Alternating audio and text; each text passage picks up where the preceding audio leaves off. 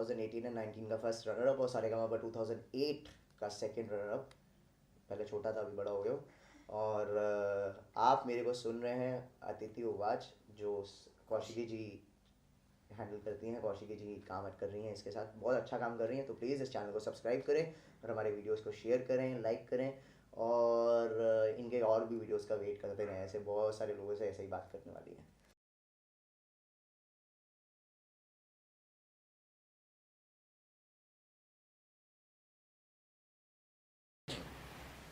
लेकर वर्दी पर देश का नाम, देश सेवा ही अपना धर्म समझता हूँ। नमस्कार, मैं कौशिकी त्रिपाठी आप सभी का एक बार फिर से आपके अपने खास कार्यक्रम अतिथि उवाच में बहुत बहुत स्वागत करती हूँ। और ये जो लाइंस हैं, मैंने जो आज हमारे शो के जो गेस्ट हैं डीसीपी पूर्वी श्रीमान आईपीएस हृदय कुमार जी को डेडिकेट की है। सर, बहुत बहुत स्वागत है आपका हमारे शो में। धन्यवाद सर, कैसे हैं आप? एकदम ठीक हूँ। लखनऊ में आपको कितना समय आए हुए? लखनऊ में मुझे जिले की पोस्टिंग में लगभग 2 वर्ष से अधिक समय हो गया है। इससे पूर्व मैंने यहीं पर CBCID में भी सेवा की है। तो इस कुल मिलाकर लगभग 4 वर्ष मुझे लखनऊ जिले में हो गए। कैसा रहा अब तक का सफर लखनऊ? सामान्य रूप से देखा जाए तो बहुत सारे एक्सपीरियंस मैंने गेन किए, और उन एक्सपीरियंस के आधार पर जो सीखा उसको जनता की सेवा में किस प्रकार से प्रयोग किया जाए, उससे मुझे बहुत सीख मिली और उसका मैंने उपयोग किया। सर, थोड़ा सा आपके बैकग्राउंड के बारे में जानना चाहते हैं। मैं एक बड़े परिवार का सदस्य हूँ और हम लोग 5 भाई 3 बहनें हैं। शुरू से ही पढ़ाई की ओर विशेष रुझान होने के कारण मेरे परिवार द्वारा मुझे प्रोत्साहित किया गया कंपटीशन के क्षेत्र में, और यहाँ तक का मेरा सफर काफी संघर्ष भरा रहा। प्रारंभ में मैंने बैंक की सर्विस ज्वाइन की, उसके बाद कस्टम्स एंड टैक्सेज में रहा, इसके बाद सेशंस अफसर रहा, उसके बाद में पुलिस सर्विस मैंने ज्वाइन की, और वर्ष 2020 में मेरी प्रोन्नति IPS के रूप में हुई। मैं प्रांतीय पुलिस सेवा का अधिकारी रहा हूँ 91 बैच का। उसके बाद IPS में मेरा इंडक्शन हुआ, और अब जब से इंडक्शन हुआ है तब से मैंने 2 उत्तरदायित्व पुलिस में ग्रहण किए हैं। पहला पुलिस अधीक्षक, जो पहले एक जिला होता था लखनऊ ग्रामीण के नाम से पुलिस जनपद था, उसके पुलिस अधीक्षक के रूप में मैंने स्वतंत्र प्रभार ग्रहण किया था, और लगभग 2 वर्ष के करीब उसको मैंने चलाया अपने अधिकारियों के मार्गदर्शन में। क्योंकि पहला चार्ज था तो अनेक दिक्कतें थी, नया जिला था, बहुत सारी परेशानियां थी, प्रशासनिक ढांचा भी उसका तैयार करना था और सभी चीजें थी। तो सिंगल हैंडेडली हम लोगों ने प्रयास किया और उसको सफलतापूर्वक चलाया। उस दौरान जो एक विशेष कार्य मैंने किया, क्योंकि उस जिले का स्ट्रक्चर कुछ इस तरह से था, जो मेरा मुख्यालय था वो आम जन की पहुंच से काफी दूर था।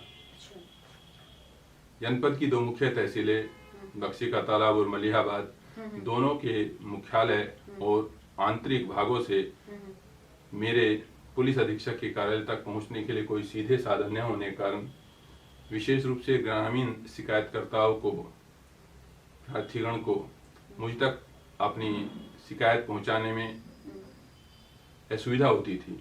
इसको दृष्टिगत रखते हुए मैंने अपने वरिष्ठ अधिकारियों के संज्ञान में लाकर प्रत्येक सप्ताह में एक बार थाना BKT स्थित क्षेत्राधिकारी BKT के कार्यालय में और एक दिन मलिहाबाद स्थित मलिहाबाद क्षेत्राधिकारी के कार्यालय में बैठकर जन सुनवाई की प्रथा प्रारंभ की। उसको मीडिया के द्वारा काफी अच्छा प्रचार मिला और पब्लिक में भी पुलिस अधीक्षक की अप्रोच बढ़ी। पुलिस अधीक्षक लखनऊ ग्रामीण क्योंकि नया पद था, नया जनपद था, इसलिए उस पद के प्रति लोगों की जानकारी हुई कि हाँ, हम लोगों की सुनवाई इसी तरह से होनी है। वो खैर पुरानी बातें हैं, क्योंकि अब वो जनपद इसी कमिश्नरेट में मिल चुका है, इसी में सम्मिलित हो चुका है, और नई जिम्मेदारी के रूप में मैं पिछले 2 दिसंबर से यहाँ पर पुलिस उपायुक्त पूर्वी के पद पर कार्य कर रहा हूँ। ये विशेष रूप से नगरीय इलाका है इस क्षेत्र में, और इसकी चुनौतियां भिन्न प्रकार की है। धीरे धीरे सीख कर और अधिकारियों के मार्गदर्शन में मैं प्रयास करता हूँ जनता की जो हमारे शासन की प्राथमिकताएं हैं अधिक सेवा कर सकें, मनोयोग से सेवा कर सके, और उनको जो हमसे अपेक्षा है सुरक्षा और सही न्याय जिसको कहते हैं वो दे सके। सर, जैसे आपने पूर्व की बात की, अगर मैं आपसे दो बुनियादी चीजें पूछूं कि आप जब से आपको नई जिम्मेदारी मिली तो आपका कौन सी दो बुनियादी चीजें ऐसी जिन पे आपका मतलब एक उतना ज्यादा फोकस रहता है कि हाँ मेरे को ये चीज में सबसे पहले इस चीज में सुधार करना है, दो बुनियादी चीजें क्या रहेंगी? देखिए, ग्रामीण पुलिसिंग से विशेष रूप से गोमती नगर क्षेत्र जो इसका मुख्यालय जहाँ पर हम बैठे हैं बिल्कुल एकदम डिफरेंट है। दोनों की स्थिति एकदम उत्तर और दक्षिण ध्रुव की तरह है, विरोधी हैं, लेकिन बेसिक पुलिसिंग एक ही है। चोरियां वहाँ पे भी अपराध थी, यहाँ पे भी अपराध है, लेकिन यहाँ विशेष रूप से नगरीय क्षेत्र में मैंने देखा यहाँ पर जालसाजी के, फ्रॉड के, धोखाधड़ी के अपराध बहुत अधिक है। इनका रेशियो ज्यादा है। इनका रेशियो बहुत अधिक है और तरह तरह के स्कैम की सूचनाएं आती हैं, मुकदमे पंजीकृत हो रहे हैं। उन मुकदमों की इन्वेस्टिगेशन में बड़ी विशेषज्ञता की आवश्यकता होती है, तो उनको सही तरह से निष्पादित कराना मेरा दायित्व है पुलिस उपायुक्त पूर्वी के रूप में। उस ओर हमने फोकस किया है और थानों पे जाके, क्योंकि पेंडेंसी बड़े थाने होने के कारण पेंडेंसी भी अधिक है, लॉ एंड ऑर्डर की सिचुएशंस अधिक होती हैं शहर में, उसकी चुनौतियाँ अधिक होती है, ट्रैफिक की चुनौतियाँ अधिक होती हैं, उन सब में लगे रहने के कारण संभवतः हमारे जो विवेचक लोग हैं वो पर्याप्त ध्यान उधर नहीं दे पाते, उसके कारण थोड़ा सा हम लोग का पेंडेंसी अधिक है। उसको प्रेरित करके और उनको सही समय पे सही मार्ग निर्देश देकर इन चीजों को सही तरह से निष्पादित कराना ये मेरी प्राथमिक जिम्मेदारी है। सर, अभी आपने जब मैंने इंट्रो में आपसे पूछा था, थोड़ी सी बातचीत हुई, तो आपने अपने संघर्ष के बारे में बात की, कुछ थोड़ा सा अगर आप बता सकें। संघर्ष देखिए ये है कि एक बड़ा परिवार होने के नाते कोई बहुत पीछे ऐसा परिवार नहीं था कि जहाँ पे सरकारी सेवा या कोई बहुत अधिक आर्थिक रूप से संपन्न परिवार हो। तो जैसा कि ग्रेजुएट होने से पूर्व ही मैं सरकारी सेवा में आ गया था। अच्छा। तो अब आप समझ सकते हैं कि मैं तब 20 वर्ष का भी नहीं था जब मैंने पहली सर्विस बैंक में ज्वाइन की थी, और उसको ज्वाइन करने के लिए भी मैं 6 महीने मुझे आग्रह करना पड़ा बैंक के मुख्यालय से, क्योंकि मुझे अपना ग्रेजुएशन का एग्जाम फाइनल देना था। तो मैं 6 महीने बाद ज्वाइन किया था उसे। इनविटेशन प्राप्त करने के बाद में, अपॉइंटमेंट लेटर प्राप्त करने के बाद 6 महीने बाद मैंने ज्वाइन किया। अच्छा। तो सर्विस करने के साथ साथ जो कंपटीशन के लिए पढ़ना होता है, उसकी तैयारी करनी होती है, वो निश्चित रूप से एक संघर्ष ही उसको देखिए, क्योंकि तमाम परिस्थितियां होती है, परिवार भी होता है, एक बड़ा परिवार की जिम्मेदारी निभाना, उसके साथ अपनी सेवा के प्रति पूरी निष्ठा से उसमें योगदान करना, साथ ही कंपटीशन में आगे बढ़ने के प्रयास करना, ये संघर्ष इसे कहा जा सकता है निश्चित रूप से।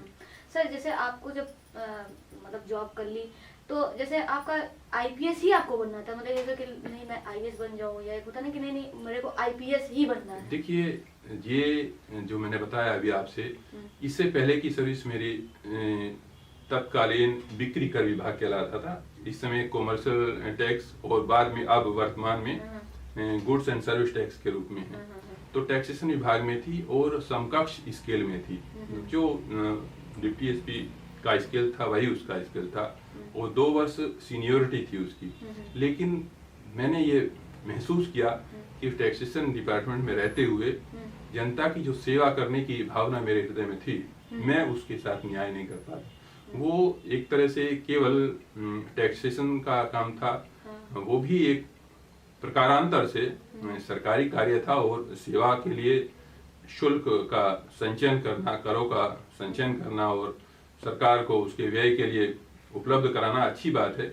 लेकिन मेरा जो एक तात्कालिक वो था गोल कि दुखी व्यक्ति के आंसू पहुंचे जा सके, वो पुलिस की सेवा में ही बेहतर हो सकता था। इसलिए मैंने 2 वर्ष की वरिष्ठता त्याग कर पुलिस सेवा ज्वाइन की। सर, हम बहुत से आईपीएस से क्वेश्चन पूछते हैं, वो आपसे भी है कि मान लीजिए कि अब जैसे जिम्मेदारियां और बड़ी होंगी, जैसे एक फिल्म मेकर का एक ड्रीम होता है कि मेरी ड्रीम मूवी ये होगी, वैसे ही मैं आपसे बतौर आईपीएस एक पूछूं कि सर आप इस प्रोफेशन के जरिए एक कोई ऐसा एक ड्रीम जो आप जिसको फुलफिल करना चाहें।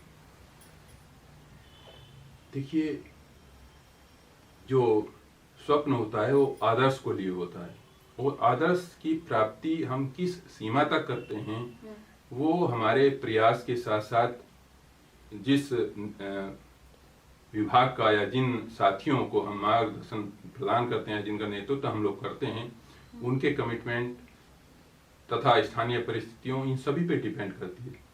लेकिन फिर भी कुल मिला के अपराध मुक्त, महिलाओं के लिए सुरक्षित वातावरण, साथ ही जो नए नए प्रकार के अपराध बढ़ रहे हैं उनसे किस प्रकार से लोगों को बचाया जा सके, इसके प्रति चिंतन मनन करके उसका फील्ड पे उपयोग करना और उस उपयोग के द्वारा वास्तविक रूप से सुरक्षित सोसाइटी का निर्माण करना, जो हमारे शासन की मंशा है, उसी में पुलिस के रूप में अपना योगदान देना, यही मेरा स्वप्न है। सर एक जैसे हम लोगों ने अभी कुछ केसेस देखे हैं दिल्ली में, तो लखनऊ की अगर बात की जाए कि जैसे यहाँ पे खैर अनावश्यक तो जाना भी नहीं चाहिए, लेकिन मान लीजिए कोई कार्य के लिए कोई बाहर इंसान जा रहा है, खास करके महिलाएं, तो क्या वो अपने आप को सेफ फील कर सकती हैं कि अगर मैं रात को 11 साढ़े 11 बजे मेरे को कोई काम है, इमरजेंसी है, तो क्या आप इस चीज की एश्योरेंस देते हैं कि हाँ कि आप लोग एक होता ना सुरक्षित हाथों में हम लोग बिल्कुल इस चीज की एश्योरेंस देते हैं, और हम लोगों के स्तर से जो चीजें होती हैं वो निश्चित रूप से पूरी तन्मयता के साथ, तत्परता के साथ होती है। शासन द्वारा भी इसके लिए पर्याप्त संसाधन उपलब्ध कराए गए हैं। लेकिन जैसे न केवल स्त्री को ही बल्कि प्रत्येक व्यक्ति को, जैसे हम लोग होता ना, जैसे गांव में मैं गांव का मूलतः रहने वाला, गांव में लोग कहते हैं अरे बाहर मत जाना, बरगद के पेड़ पे भूत रहता है। बिल्कुल, बिल्कुल। तो बच्चों को असमय में बाहर न जाएं, इस तरह से डराते। तो देखिए, ये तो जो अपराध है ये मनुष्य के मस्तिष्क में जन्म लेता है।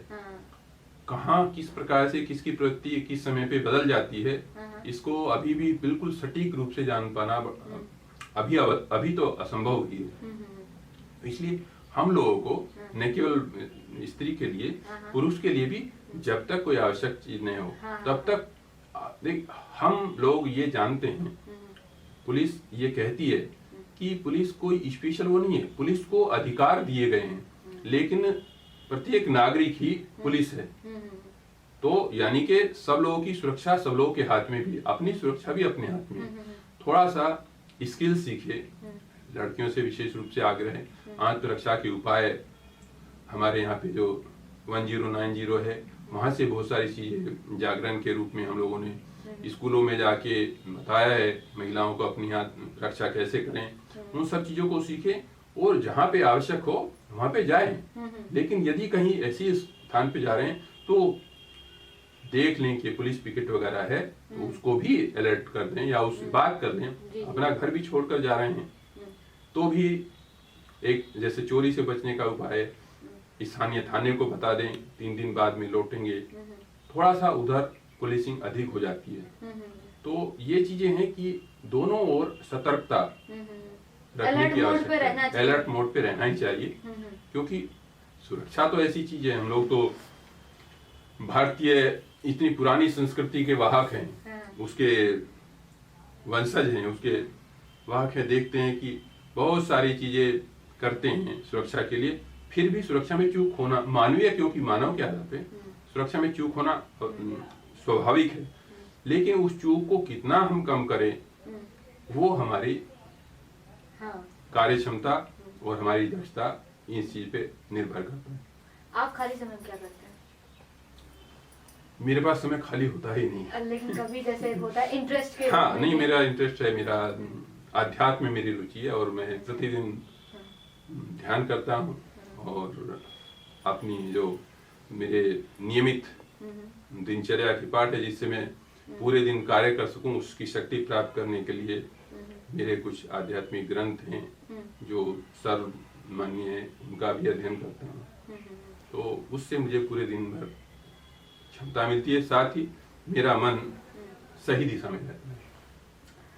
सर, आपकी जो फैमिली है, क्या आप अपनी जनरेशन में, नेक्स्ट जनरेशन में खुद को देखते हैं कि एक नए आईपीएस विदेश कुमार को देखते हैं?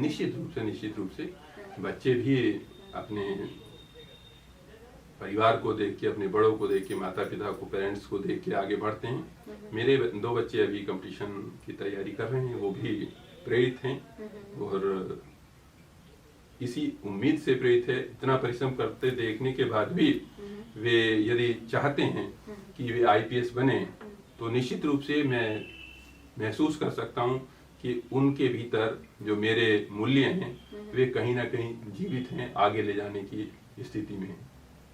सर, अभी आपने कहा कि मतलब जो यहाँ का जो साइबर फ्रॉड वगैरह का, जो स्कैम वगैरह का है, इसका रेशियो ज़्यादा है। अगर पूरे ओवरऑल उत्तर प्रदेश जो मतलब देखा जाए यहाँ पे क्राइम का, तो आपको लगता है कि, आपको क्या लगता है कि ऑल ओवर यहाँ पे किस तरह के क्राइम्स का ज़्यादा रेशियो है? देखिए, क्योंकि लखनऊ है, गोमती नगर है। गोमती नगर जैसा कि आप जानती हैं, विशेष रूप से गोमती नगर के तीनों क्षेत्र, विभूतिखंड, गोमती नगर विस्तार, ये तीनों मेरे ही क्षेत्राधिकार में डीसीपी पूर्वी के रूप में आते हैं। तो यहाँ पे अधिकांश कंपनियों के अधिकांश बड़े उसके मुख्य कार्यालय हैं, प्रधान कार्यालय हैं यहाँ पर। तो उनके द्वारा जो भी फ्रॉड किया जाता है, कहीं पे भी किया जाता है, तो एक एफआईआर यहाँ पे जरूर हो जाती है। तो इस प्रकार यहाँ पर उस तरह के अपराधों की संख्या अधिक है। सर, जो यूपीएससी के स्टूडेंट्स जो तैयारी कर रहे हैं, उनके लिए आप क्या कुछ एक होता है ना कि टेक्निक बता सकेंगे, जिससे उनको भी एक होता है कि एक थोड़ा फायदा मिल सके, कि उनको भी तैयारी जो कर रहे हैं उनके लिए सर क्या आप मैसेज देना चाहते हैं? देखिए, मैं आपके माध्यम से एक चीज कहना चाहूंगा इसमें, जो थोड़ा सा लीक से हटके है। भारत सरकार ने आईएएस, आईपीएस और तमाम भारतीय सेवाओं के लिए पद, उनकी संख्या निर्धारित की हुई है और उतने लोग रहते हैं, क्योंकि टॉप पे खाली नहीं रहता। मुख्य चीज यह है कि हम लोग तैयारी करते हैं, हम लोग सूचनाओं को संकलित और उनको विश्लेषित करने की तैयारी जरूर करते हैं। उससे भी कहीं ज्यादा अच्छा है, क्योंकि अच्छे अधिकारी भी अच्छा काम तभी कर पाते हैं जब उनको अच्छे सहयोगी भी मिले और उसी निष्ठा के लोग मिले। मुख्य चीज ये है कि उस कंपटीशन के साथ साथ हमारे मन में यदि राष्ट्र सेवा की भावना नहीं है, जन सेवा की भावना नहीं है, तो हम वो अधिकार प्राप्त करके, आईएएस के रूप में या आईपीएस के रूप में अधिकार प्राप्त करके हम उसको निहित स्वार्थ में उसका प्रयोग करने लगते हैं। तो उन लोगों में, विशेष रूप से जो इस दिशा में बढ़ रहे हैं, कंपटीशन के लिए, कंपटीशन में सफलता प्राप्त करने के लिए, आईएएस या आईपीएस बनने के लिए जो इच्छुक हैं, उनके भीतर ये भाव भी रहना चाहिए। क्योंकि यदि यह भाव नहीं है, तो जिस प्रकार से भस्मासुर का नाम संभवतः आपने सुना होगा, भस्मासुर को शक्ति दी गई तो वो विनाश के लिए ही तैयार हो गए। तो उसी प्रकार से भस्मासुर के हाथ में शक्ति देना अच्छी बात नहीं। जब तक हम लोग सेवा के लिए, ईमानदारी के लिए, कर्मठता के लिए प्रतिबद्ध न हो, तब तक हम लोग आईएएस, आईपीएस या किसी भी सेवा में जाके सामान्य क्लर्क के रूप में भी हम व्यक्तिगत स्वार्थों की चिंता कर सकते हैं, लेकिन देश के लिए जो हमारा योगदान होना चाहिए उसको नहीं कर पाएंगे, उसमें मन को संयोजित नहीं कर पाएंगे। तो मुख्य चीज ये है कि जो आप पढ़ रहे हैं उसको तो गहनता से पढ़ो। जब आपका मन एकाग्र होगा तो आप पढ़ लेंगे। साथ ही प्रस्तुतिकरण, परीक्षा के समय प्रस्तुतिकरण उसका बेहतर हो, ये बहुत अच्छा है। ये प्रैक्टिस से ही आएगा। आपको देखना पड़ेगा कि जो निर्धारित समय होता है उसमें आप कितना लिख लेते हैं, किस प्रकार से लिख लेते हैं, कितने बिंदुओं को छूते हैं। वहां पर बहुत अधिक विद्वान की आवश्यकता तो नहीं है, क्योंकि जो विद्वान है वे तो विशेषज्ञ हैं।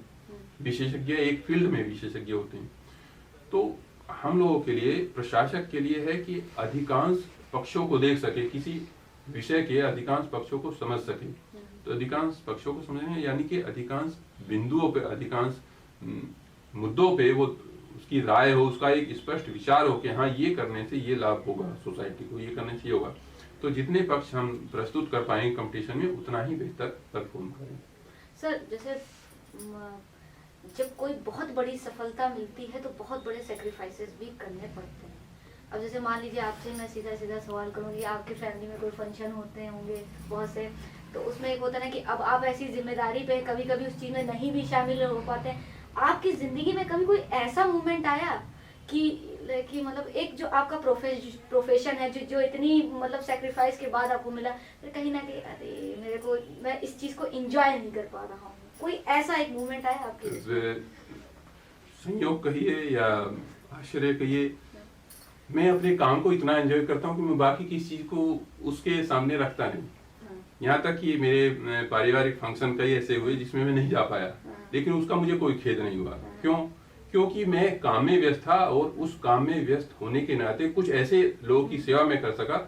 मेरे स्थान पे वहाँ पे उसमें प्रतिभाग करने के लिए मेरे फंक्शन में तो अनेक लोग हैं, मेरे भाई है, मेरा परिवार है, कोई जा सकता है, लेकिन जिस कार्य को मैं ड्यूटी को मैं अंजाम दे रहा हूँ उसको दूसरा नहीं दे सकता, इसलिए मुझे कोई खेद उसके लिए नहीं होता। उस चीज को आप मैं एंजॉय करता हूँ। और फैमिली से कभी नहीं कि अरे पापा आप तो इसी में हर समय बिजी रहते हैं, आप तो कभी फैमिली को टाइम ही नहीं देते? सौभाग्य से मेरी धर्मपत्नी भी पुलिस परिवार से, तो उनको पहले से ही जानकारी है कि पुलिस के सामने क्या क्या परेशानियां होती है, तो बिल्कुल बिल्कुल वो उन्होंने कभी इस चीज की शिकायत नहीं की। इस चीज के लिए मैं उनका शुक्रगुजार हूँ, उनका हृदय से आभारी हूँ।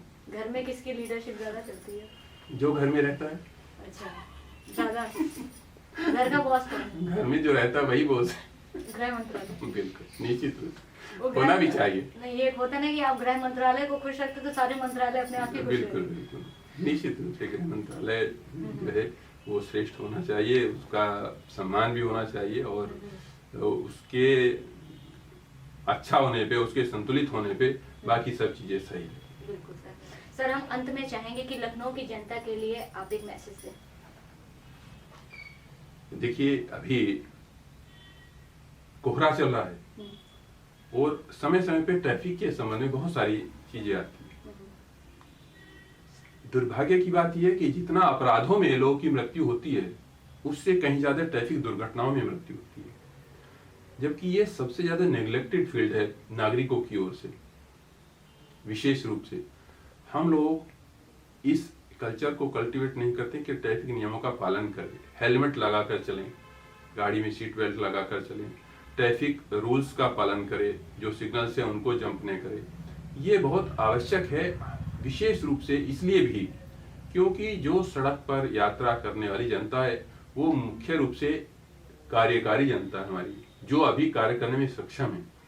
बहुत वृद्ध लोग यात्रा नहीं करते सड़कों पे, या अधिकतर ट्रेन से जाएंगे, प्लेन से जाएंगे, बहुत मजबूरी में चिकित्सक के यहाँ पे जाएंगे। जो अधिकतर जनता ट्रेवल करती है सड़कों पर वो युवा है या आने वाली पीढ़ी, आने वाली युवा पीढ़ी है। उसमें यदि कोई हम लोगों को जनहानि होती है तो पूरे राष्ट्र की हानि है। तो मेरा मैसेज यही है, मेरा अनुरोध यही है, मेरा आग्रह यही है कि ट्रैफिक नियमों का पालन हम लोगों को अनुशासित प्रदर्शित करता है, दब्बू नहीं। और अनुशासित होना एक प्रकार से राष्ट्र सेवा है, समाज की सेवा है, जिसको हमको करने का कोई अवसर नहीं छोड़ना चाहिए। सर बहुत बहुत शुक्रिया हमसे बातचीत करने के लिए। सर बहुत बहुत धन्यवाद। आप देखते रहिए अतिथि उवाच कौशिकी के साथ।